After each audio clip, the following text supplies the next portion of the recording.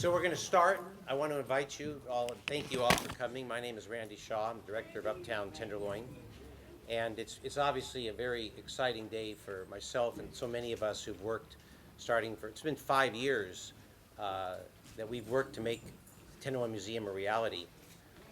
For me, my journey sort of began almost 35 years ago, right next door at the Cadillac Hotel, when a few of us from Hastings Law School met with a man named Leroy Looper. And Leroy, and I don't know how many of you knew Leroy, but Leroy told us his dream for the Tenderloin and how he thought this neighborhood and what a great neighborhood it could be. And he showed us the Cadillac, and he urged us to come and get involved in the neighborhood. And so I did. I've been down here for 35 years, just about. And it hasn't always been easy. We thought in the 1980s that we'd turn the corner. We thought by the late 80s the Tenderloin would not have street drug dealing. We'd have a lot of new businesses. We thought the Southeast Asian immigration would totally transform the neighborhood. But we had some bad luck and problem attracting investment and a lot of other factors, official neglect from the city. This space here used to be a Sizzler restaurant. Leroy thought in 1986 that a Sizzler restaurant would be just what to sort of bring people into the neighborhood and the like. But then the surrounding crime problems kind of dimmed the restaurant, and it did not succeed. And it's been a long struggle, and I knew Ed Lee in the 80s down here in the Tenderloin. He used to go to Original Joe's. And but what really sort of catalyzed the idea for a museum was we decided to, one of my coworkers at the time, Sam Dodge, came back from a trip to New York and said he'd been to the Tenement Museum at the Lower East Side. And I said, well, we discussed it, well, we could really have a great walking tour of the Tenderloin, and we applied to the city. There was some money for historic preservation that came out of the Emporium lawsuit that occurred on Market Street. And the people on the committee said, why don't you create a historic district? We said, great, yeah, we rejected that in 1983, and we never got back to it, so we'll start the process to make what is now the Uptown Tenderloin National Historic District.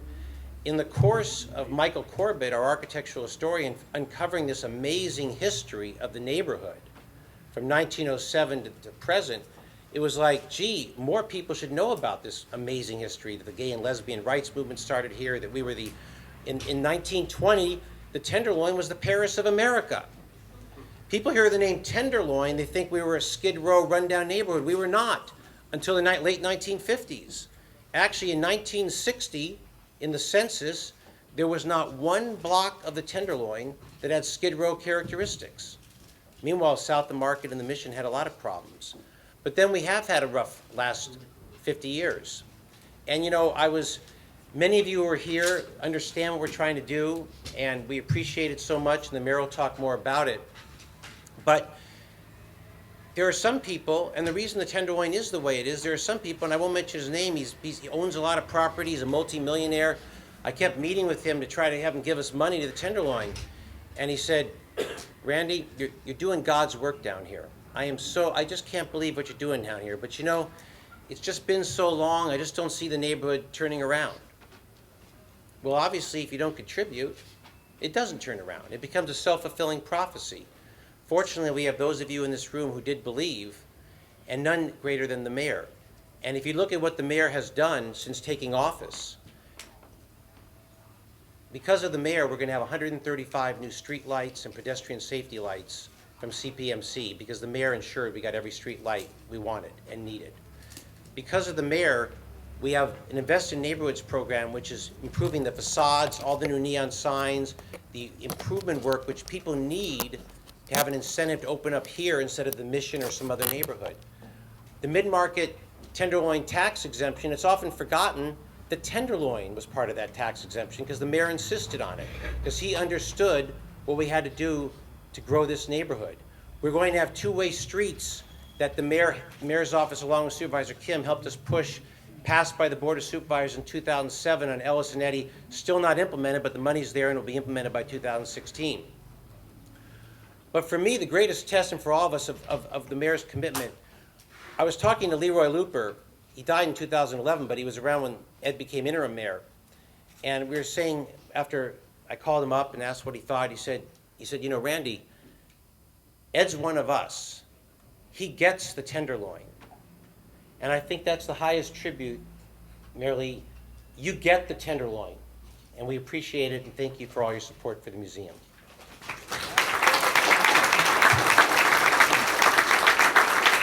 Thank you. Good afternoon, everyone. Welcome to the Tenderloin. Well, it's wonderful to say that. I know Supervisor Kim and I have been waiting for this day for quite some time to join all of the people here at the Cadillac and in our Tenderloin community, and certainly with a friend like Randy, to really repeat what I think Supervisor Kim and I have been saying over and over again for the last 2.5 years. It starts with the arts. You know, the arts, it's something that is beautiful. It's a medium for people to express who they are, where they came from, what we as a city are. And we've seen that over and over again with the mid-market challenges that we had, with the parts of the gritty parts of Turk Street and the other places where arts led the way. And it said, let's bring a light to this whole area. Let's allow people to express themselves. Let's have them join up with all the other arts institutions. Well, Randy had a great idea many years ago, and the only thing I'm sorry about today is that it's come so late with so many years of effort. But it is literally a tribute to Leroy and certainly to Kathy. And if you're down here on Friday afternoons, you'll also see what we're talking about with the wonderful musical contributions that she and the Cadillac Hotel have with their jazz ensembles and their music every Friday here. It's a way to look at the Tenderloin in a very different light than what we've been used to the last 50 years, and perhaps understand its history in the last 100 years. It's a way to do that through this Uptown Tenderloin Museum.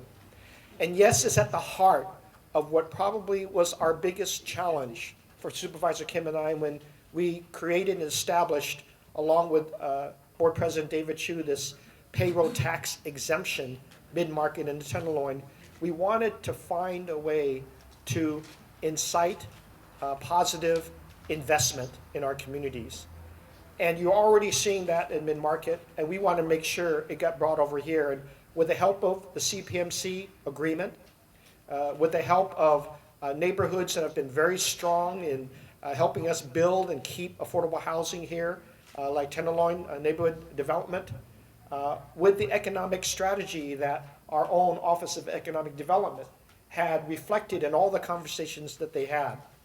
And now, with huge contributions from our local contractors like Webcor, architects like Wilson Perkins, and so many others who are contributing private monies in time and design and building. Their subcontractors, you're going to hear a little bit about them as well, along with some support. And we're still going to be asking companies that are moving in here and taking advantage of the tax exclusion break that we have to invest in our neighborhoods, and we want them to pay attention to the Tenderloin. Because when you do that, you'll see startling recoveries that we haven't seen before. You're already seeing that along Turk Street with the different properties that have been purchased, Dollhouse, again, led with the arts. Other buildings, piano fights moving into the old original Joe site. And with the other arts, the Great Arts Foundation moving and supporting of them. With ACT along mid-market. With Carol Shorenstein Hayes, reinvigorated performances that are going on in her theaters and working with us to actually bring the arts all over the place. With the arts that happens here, as I said earlier, and now with a Uptown Tenderloin Museum that is part of the arts, but also part of talking the history of this great city and this part of the city. I want to congratulate Randy. He's fought so hard for this for so many years. And he's raised it when everybody says, nah, not enough time to Tenderloin, or I'm not that interested. Well, it's happening. It's happening before our very eyes. And it will happen very deliberately. I can't wait to be here in 2015 when this opens up, Randy. That along with Wally's fried chicken across the street, I'm going to have a good time. And you're going to lead U.S. Conference of Mayors in June. Oh, that's right. That's right. We'll have walks down here. People will see the beauty of the people who live down here. Yes, they're lower income. What's wrong with that? No, they've been here a long time. This is where everything has been affordable. And yes, we do have challenges, and that's why we have invested neighborhoods, working with all the small businesses to correct things. That's why we have a great captain of the Tenderloin Station working here, doing his part. But we also have great outreach workers from public health and homeless, and we have all the different institutions that have tried to make life better, whether it's Glide or whether it's St. Anthony's or others working with us, and they're getting proper attention and investments by the new companies that are moving in as well. We've got just a few blocks away, Shorenstein. He's investing in this area because he sees how this is going to be so uplifting. So with all the challenges, and we can talk all day long about what challenges us, I'll tell you right now, that challenge is being met by investor confidence in our city right here in the Tenderloin. This museum will be not only an attraction, I will see just literally in a couple of years, believe me when I tell you this, you'll be right here, you'll be marveling at all of the different positive things, because this will spark additional small businesses that want to be here. This will spark a lot of people want to visit and say, hey, yeah, I've already gone to the Fisherman's Wharf, I've already gone to the cable cars, I've already gone to see the other established attractions. I want to see something that's very neighborhood oriented. What do you got for me? We're going to be saying Uptown Tenderloin. And you're going to hear that a lot. And when I walk my Fridays in the neighborhoods, this will be one of them because there's going to be a lot of things to see and to point out and to invite people. And people want to have conversations with you about this and other things along the street. That'll be wonderful conversations, and we invest here. And then when we see all this area being a safe passageway for people who go from BART all the way to CPMC and back, they'll want to stop here and have their meals and enjoy the culture that's going to be expressed here. This is so neighborhood oriented. This is what I've always wanted to do with Invest in Neighborhoods. Take the biggest challenges and turn them around. And I want to thank Joaquin for working so hard on this because he and the others have got great faith in all of the people that live and work here. So on behalf of the city, I want to say thank you to everybody who's come here to make this great milestone announcement of the Uptown Tenderloin Museum and to watch this grow literally in months and in the next few years. To thank all of you for believing in the people here in the city who've struggled for many years to say we are who we are and we're proud of it and we want to do better and we want to join the rest of the city and do better as well. Congratulations, Randy. Thank you.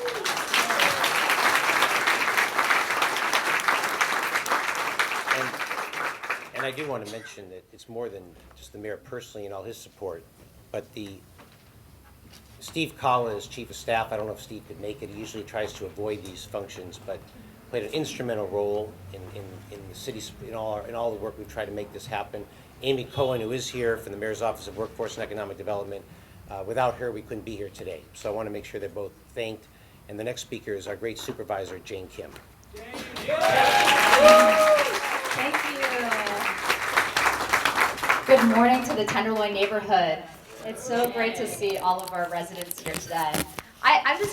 One of the things that I love about our mayor, one of the first dinners we ever had together, I asked him where he wanted to eat, and he said, the Tenderloin. And we ate at a Vietnamese restaurant in the Tenderloin. How many mayors would make that their first choice for dinner? And our mayor did, and that's one of the reasons why I admire him so much. And so it's great to be here today with the mayor and to Randy, who in many ways introduced me to the Tenderloin many, many years ago, to be here for the opening of the new museum that is dedicated just to the history and the beauty of this neighborhood. Now, those of us that work here, that come here often, know all about it. In fact, I've run citywide before I ran for District 6, and I have to say the Tenderloin is my favorite neighborhood in San Francisco. And the reason why I love the Tenderloin so much is, of course, because of all the amazing community-based organizations that we have here that make this such a great neighborhood, and all the small businesses that chose to invest in the Tenderloin despite the reputation that it has. But the Tenderloin Housing Clinics, the Tenderloin Neighborhood Development Corporation with Don Falk, Glide, and all of these organizations make this what it is. But the other thing that these organizations did, and the city did as well, is they invested in organizing They invested in organizing residents here in San Francisco. And you can see that by a resident turnout that is here to my left. And they are what makes this neighborhood great. Now, we had talked a lot about what the challenge for the Tenderloin is. And the challenge is this: how do we maintain a neighborhood with this income demographic? How do we have a neighborhood that calls their home, is a home for so many of our lowest income residents, but also the diversity of our residents, residents that speak Hmong, Khmer, Vietnamese, Russian, Arabic, Tagalog, Spanish, Cantonese. How do we have that neighborhood and yet create and develop a healthier, more positive and stronger neighborhood? We do that with the residents and the community-based organizations here. So Randy talked about how he fought for the Little Saigon Tenderloin Project, which will make this neighborhood a safer place to walk. This is one of the more dangerous neighborhoods to walk in, but the residents here are fighting to make it a safer neighborhood. They're working with Captain Chernus, who's here today, our wonderful captain of the Tenderloin, to bring more lights, to bring more video cameras, to bring more neighborhood watch programs. We also have residents here that started the Healthy Corner Store campaign. We have 72 liquor stores in the Tenderloin. What can we do with that? Well, why don't we work with the small business owners and help them convert their model from being liquor, their primary sales from being liquor to tobacco, to healthy produce, vegetables, fruit, bread, and meat.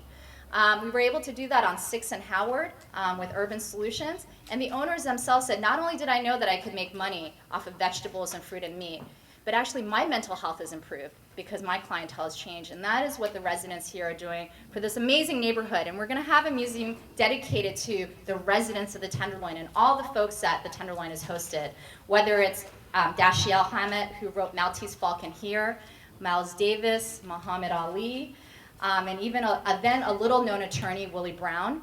This neighborhood has hosted so many of the greats of San Francisco, and the Grateful Dead. I forgot to mention the Grateful Dead. And this,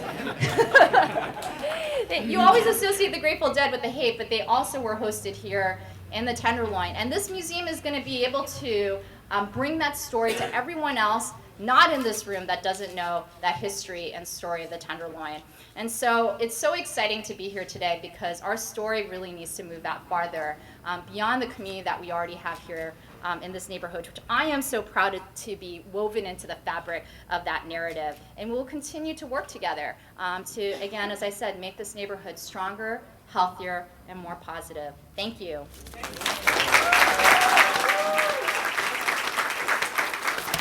You know, it's not easy to raise money for projects in the Tenderloin. We've been able to raise the money we've raised without any large foundations, without any money at all from tech, without a lot of the support that other neighborhoods can count on. And the only reason we've been able to move forward is because extraordinarily generous people in the industry, like Webcor Builders, has decided to do the work for free. And that's pretty amazing. You think all the work that Webcor does, and yet they're doing this project here. And I can tell you, this is not something they do like once a week when they're doing other work. They've got Brad Denny and John Evans working on this a lot of hours a week. We meet with them at least twice a week, either on the phone or in person. And so their president, Jess Peterson, I'd like him to come forward and talk about the project. And again, we all should just give a special round of applause to Webcor, for Rosendin Electric, who's helping us, for all the Rosendin in the back there, for all the subcontractors doing it at significantly reduced rates in order to make this project reality. So here's Jess from Webcor.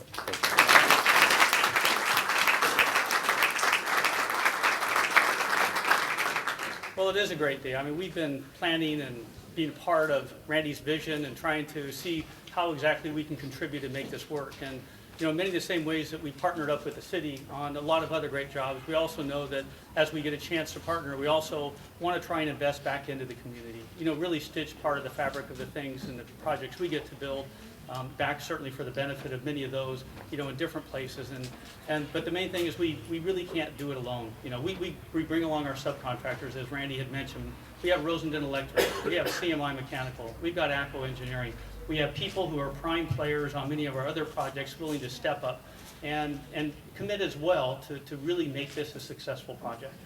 And that's not just for, you know, those that have worked with us, but we also know that there are a lot of community partners and people in the community and the smaller local businesses that we also want to go ahead and intertwine into what we're doing. And so we're going to be bringing them in because with that ownership that they have in being able to build something that's theirs and contribute back to the community in a really meaningful way is the best way for us to know that there's been something generated by people who are here and also been given back to the community. So we're very thankful to be able to be a part of this and to be a part of the city, the Tenderloin's effort, and of course the push to really make something happen down here and see it become much of the vision that many people here today have had a chance to lay out. So we're very excited to see it happen, and we're only a couple of months away from getting a chance to break ground and really get this underway, and happy to be a large part of it. Thank you very much. Thank you. And I should also mention that Rodrigo Santos is here somewhere. I saw Rodrigo. When we're doing starting this project, I said to Rodrigo, can you help us at all on the engineering, structural engineering firm? And here's what Rodrigo said. Randy, I'll tell you what, we're going to do it all for free. That's what he said. And he's kept that, and he's done it. And his firm has done all of the structural engineering for this museum for free. So I'd like to give Rodrigo a big applause.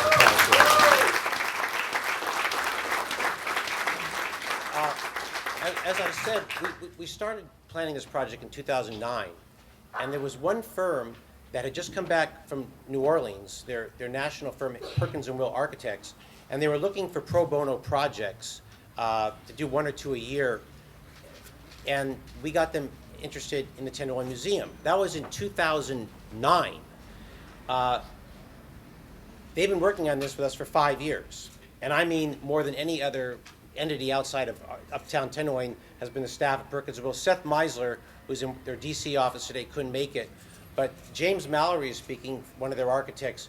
James not only was one of the early architects of Perkins & Will, again, which is doing it all pro bono, but James has a PhD in history, and he uncovered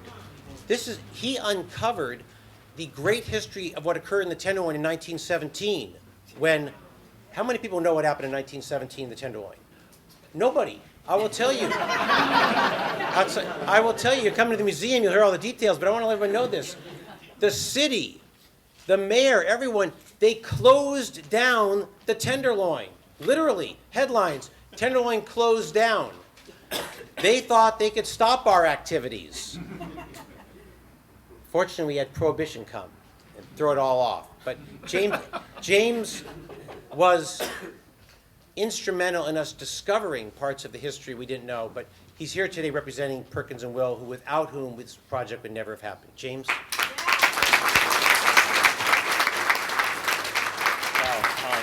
Thank you, Randy. Good morning. It's great to be here. It's great that this is happening. As you know, my name is James Mallory, and I'm a project architect with Perkins & Will Architects. I began this project when I was involved about 4 years ago, and that was back when we were in the conceptual phase, trying to understand what is a Tenderloin Museum, what goes in a Tenderloin Museum, what is the history. We've come a long way since then, and over the years there have been many people in my office involved. Unfortunately, some couldn't be here, but several of them are. My office's involvement, as you said, dates back about 5 years, and there's been a large team involved. Now, the involvement of my office, Perkins & Will's, with the Tenderloin Museum is due to a firm-wide initiative called SRI, or the Social Responsibility Initiative. SRI is committed to donating 1% of our labor to socially responsible pro bono work. And we focus that primarily on nonprofits and on communities in need. Most of us in the office have contributed to this program at one time or another, and I think it's helped create a community in our office of awareness of our civic duty, which I think is great. The program's also called the 1% Solution. It was launched about 10 years ago through Public Architecture, which challenged architectural firms to pledge 1% of their hours for public benefit, with the belief that design professionals are equipped to provide services that can benefit the larger society. In other words, that we actually can make a difference, and we've been happy to be part of this.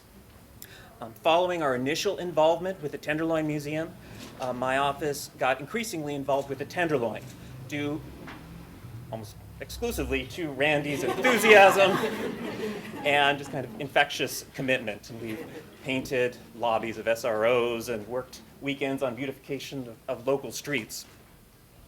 Now, many designers contributed to this project, and we all have our own story, as Randy mentioned. I was involved in the architecture of it, and then I was also involved in a little bit of historical research. At one point, I approached Randy and Sarah with a proposal that I do some of my own research on it, and if I found anything of interest, that he could use it in his museum.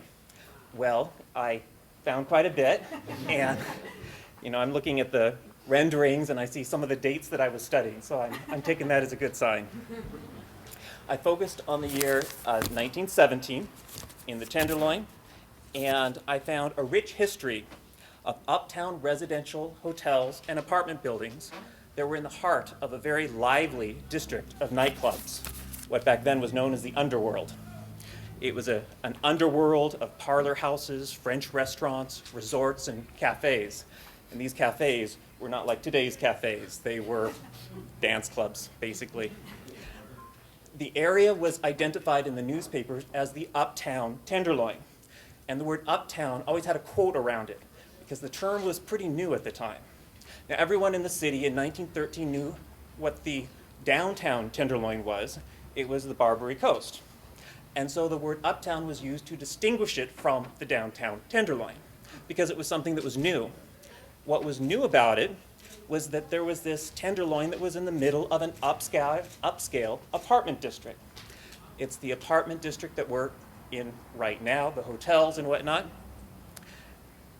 which sprung up after the 1906 earthquake and make up much of the historic Uptown Tenderloin district that we're in today. And so a century ago, the Uptown Tenderloin was a mix of all sorts of distinct people. There were young single women who worked downtown but lived around here, uptown, possibly for the first time away from home. There were service workers who came into this district from all over the city to support the apartment buildings and the resorts. There were middle-class couples who came from perhaps the suburbs to enjoy of the entertainments of the Tenderloin. There were resort and cafe owners who fought to keep their dance hall open and to sell liquor. And then there were local church congregations who fought to close them down. And so what I found is that the Tenderloin was in a lot of ways like a microcosm of San Francisco. It was an area where there were many distinct groups living in very close proximity to each other and who found a way to forge an identity together. Over the years, the characters have changed, the stories have changed, but really it's still the same energy and the same urbanness of the Tenderloin today that we will see in the museum. And so I just wanted to say that representing Perkins and Will, we're proud to have been a part of this museum and to have contributed to it, to this extraordinary piece of cultural and architectural heritage. Thank you.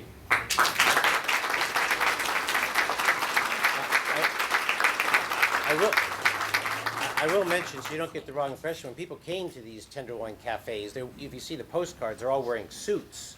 I don't know if Glenn Koch made it here today, but who has all the postcards of it, but they're all dressed up in fineries. This was not a low-scale, borderline area. People spend a lot of money in these restaurants for engaging in other activities. I also should mention that, what really, I told the mayor there was an alternative to economically vitalize the Tenderloin, but he didn't go for it. It was our former paramount use. Does anyone know what the number one industry of the Tenderloin was? Gambling. And then we elected a mayor in 1955, George Christopher, who decided that it was not right for police to take bribes to allow gambling in the Tenderloin. And our economy has never recovered. I don't know what the message there is.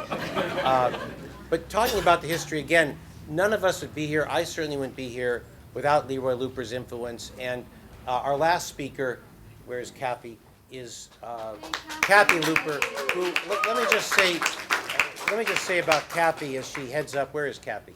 I'm back here hiding. Oh, Kathy, let me just say this about Kathy, and I've been as guilty as everyone. We talk about Leroy did this, Leroy did that, Leroy had the vision. Well, Leroy was a big picture guy, a vision guy, but someone had to implement things and keep things organized and administered. Nothing happens at the Cadillac without Kathy Looper. Her history is itself valuable. And in fact, last Thursday, Kathy calls me because she brings me to a resident of the Cadillac who's been there since 1962. He is here. I think I saw him in the back. He's here. He's gone. Oh, he had to go. He's been here. He and his brother lived here. Your brother died a month ago. Since 1962, had some great pictures of the underground gay bars in the neighborhood at the time. Amazing story. She's living history, and it wouldn't be, the Cadillac wouldn't be here without the Loopers. So let Kathy Looper end our presentation here.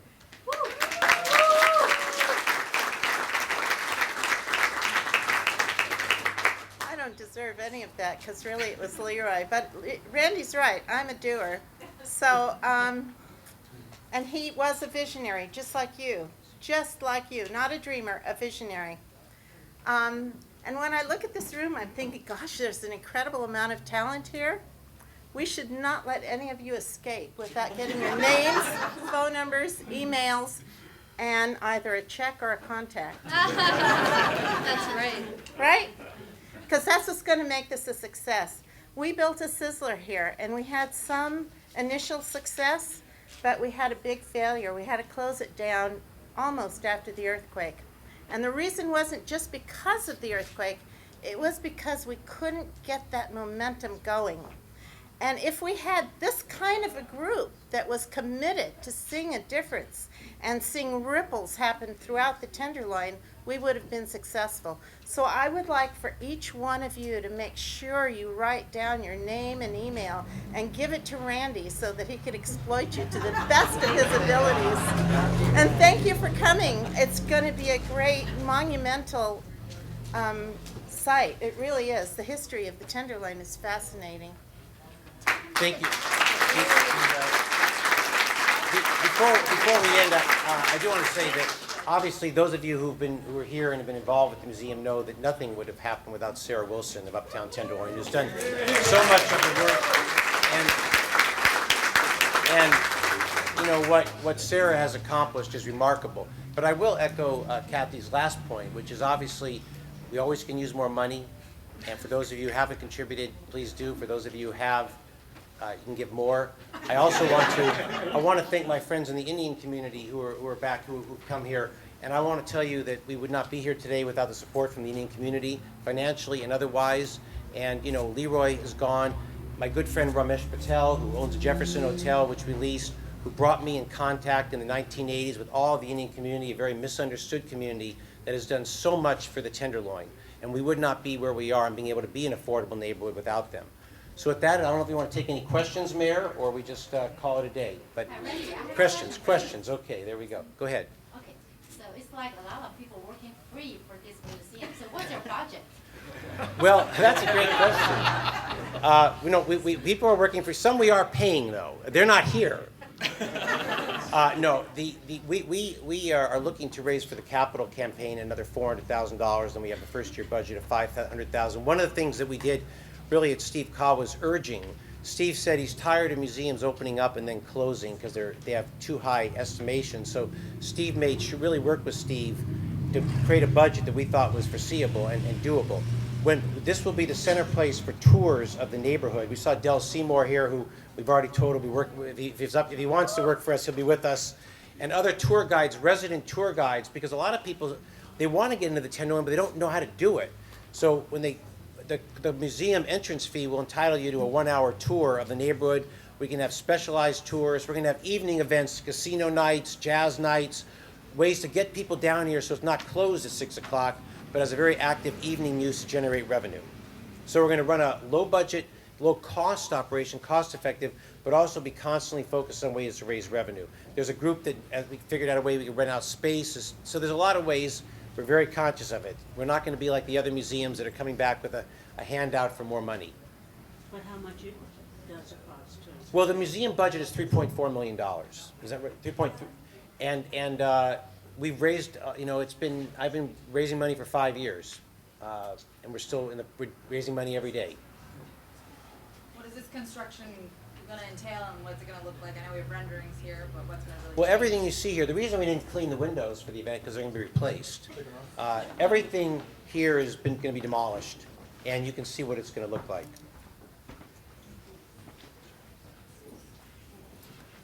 without further ado then, I thank everyone for the support, and keep following on what we're doing. We have a website we put up that is tenderloinmuseum.org. So sign up there to keep informed on our progress. Thank you all.